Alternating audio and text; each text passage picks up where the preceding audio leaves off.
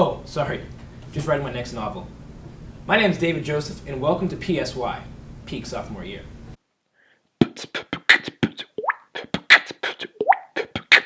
PSY. In Japan of 1945, two explosions rocked the Japanese cities of Nagasaki and Hiroshima.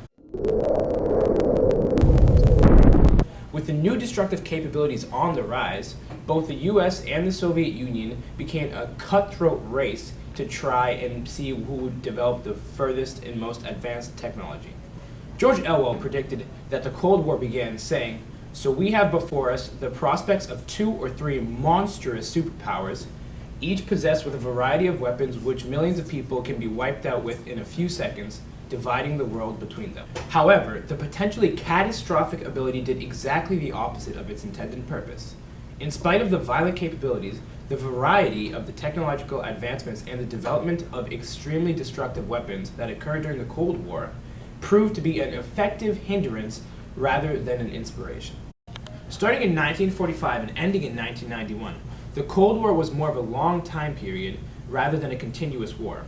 Nuclear warfare would dominate the war, which is what happened when political, social, and economical differences between the Soviet Union and the United States of America escalated to war in 1945. In contrast to something like World War II, where people were willing to make the ultimate sacrifice for their nation, the Cold War was actually pretty tranquil, and that was all because of the threats of war, notably the $48 billion that was spent on nuclear weaponry rather than actual warfare. The peace found its root in a few things, one of which was known as the Manhattan Project. Let's go to the thought bubble. Led by physicist Julius Robert Oppenheimer and American Army General Leslie Groves, the Manhattan Project was the Americans' specialized program for developing the first atomic bomb, which was based off of fission, or the breaking down of large unstable atoms to release energy, and eventually the hydrogen bomb, which involved fusion, where small atoms are fused, hence the name, into bigger atoms, releasing enormous amounts of energy in the process. However, with the help of some double-crossing, or should I say double-clossing scientist, Klaus Fuchs, a German physicist who worked in the Manhattan Project but ended up giving the Soviets the blueprints of the bomb dropped on Nagasaki, as well as all of the information that the Americans had concerning the hydrogen bomb. The Soviets managed to develop and test their own atomic bomb by 1949, whose radiation was detected by some U.S. spy planes, allowing Roosevelt to announce 1 month later that the Soviets had a bomb and enacting fear of a nuclear war across the world. The discovery of the Soviets' nuclear capability plunged the U.S. into research of bigger and badder nuclear weapons, notably the hydrogen bomb, which, after non-stop research and development, the U.S. successfully tested on November 1st, 1952, on the Ugulab Atoll in the Pacific Marshall Islands. Mike, as the bomb was called, instantly vaporized the islands and left a crater a mile wide. The U.S. was back on top. But not for long. The Soviets followed with a successful attempt on their own 3 years later, on November 22nd, 1953. With both superpowers having equal capabilities, threats of complete thermonuclear war was once again exploded onto the worldwide scene. But this ever-present threat was never acted out. Robert Oppenheimer, a friend from the Manhattan Project, described the strange predicament well, stating, "We may be likened to 2 scorpions in a bottle, each capable of killing each other, but only at the risk of his own life."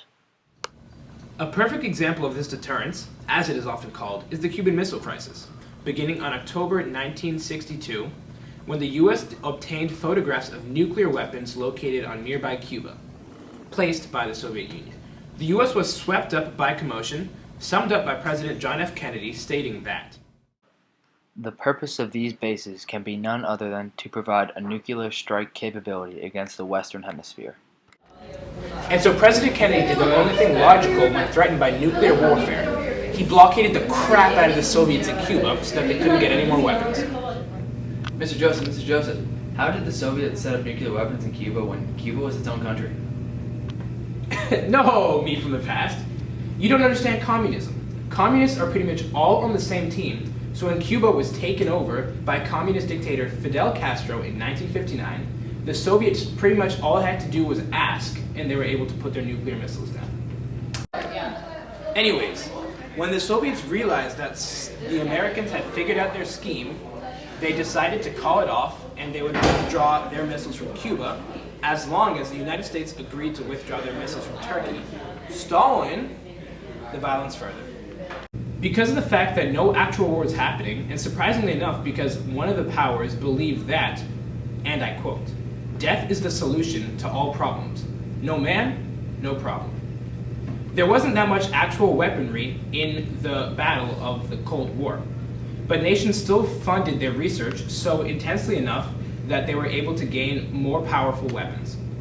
For instance, the US and the Soviet Union weapon development was stressed, while in China and France, the scientific freedom and independence were emphasized, leading to a stronger economy, and as they weren't involved in the war. The goals of the Americans and the Soviets, in particular, appeared a phenomenon in the space race. In this unorthodox race, both the Soviets and the Americans could easily apply their innovations in space technology to new ultra-destructive weapons that they would never actually use. But it also allowed for them to increase their technological superiority, which the US definitely did not have at the beginning of the war. Oh, time for the open letter. An open letter to Yuri Gagarin. But first, let's see what's in the secret compartment. Oh! United States history, preparing for the advanced placement examination. I'd say this book weighs about, 3 to 3.5 pounds. This book is the same size as the first device that the Americans planned to be the artificial satellite in space. Luckily, for the sake of history, the Soviets sent up their much more impressive Sputnik, a 180-pound piece of hunk of fancy metal. Also, luckily for the US, the Soviets' victory here caused great advancements in the United States NASA, which you all know, which is some crazy stuff for space research. Anyways, back to the open letter. Dear Yuri, even though you died tragically in a test flight in 1968, you helped us prove that Soviets were dominant in the beginning of the space race. With your launch into space on April 22nd, 1961, followed by your orbit around the Earth, you became the first man in space just 3 weeks before the Americans sent the Alan Shepard into space. Because of you, the Soviets were able to show their technological power. But I mean, who got the first human on the moon? Just saying. Anyways, this early success on the Soviet Union's part allowed for Nikita Khrushchev to justify the, and I quote, economy, science, culture, and the creative genius of people in all areas of the life developed better and faster for communism. And after the Soviets won the race to getting the first man into space, they had to conquer the next moonstone. No. Come on. I mean milestone. They had to conquer the next milestone, which was getting the first man to the moon. JFK from the US summed up when he said, "Everything we do ought to be tied into getting onto the moon ahead of the Russians. We hope to beat the USSR to demonstrate that instead of being behind a couple of years, by God, we passed them." Also, like I said before, NASA pretty much turned the tables for the United States. And because the Soviets had no real equivalent to NASA, and they also had an economic disadvantage, hey, shout out to communism, the US was able to get Apollo 11 onto the moon before the Soviets could react. Liftoff. We have a liftoff. 32 minutes past the hour. Liftoff on Apollo 11. Tower cleared. Okay, we got a roll program. Neil Armstrong reporting the roll and pitch program, which puts Apollo 11 on a proper heading. After many failed tests, the famous mission began on July 16, 1969, at Cape Kennedy in Florida. Its goal, of course, being a lunar landing. After a 5-day trip, the shuttle carrying Neil Armstrong, Buzz Aldrin, and Michael Collins landed on the moon on July 21st, 1969, a scene which was witnessed by 530 million people worldwide. One small step for man, one giant leap for mankind. They're setting up the flag now. I guess you're about the only person around that doesn't have TV coverage of the scene. That's all right, I don't mind a bit. They've got the flag up now, and you can see the stars and stripes on the lunar surface. As well as shocking millions, the feat established the US's technological superiority over the Soviets to the entire world. The US was back on top. Anyways, the fact that the research was funded by the state caused almost all scientific fields to be benefited, from agriculture to ecology, and even the biomedicine field. In the 1940s, radio and walkie-talkie technology first started appearing, becoming an effective means of communications throughout the US. It was first used to communicate by ship-to-ship correspondence, making trade and military communication much easier.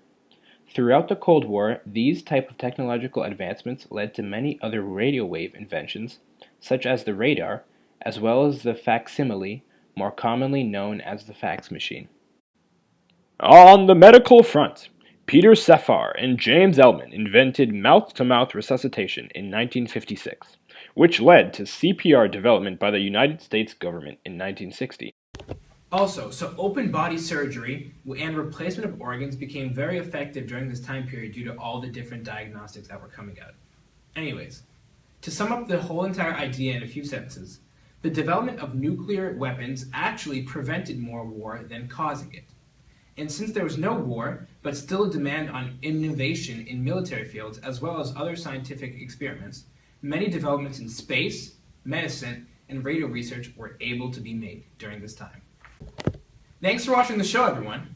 We'll catch up with you next week when we're covering how popcorn pops.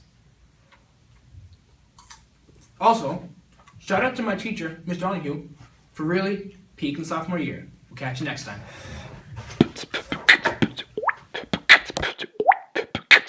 PSY.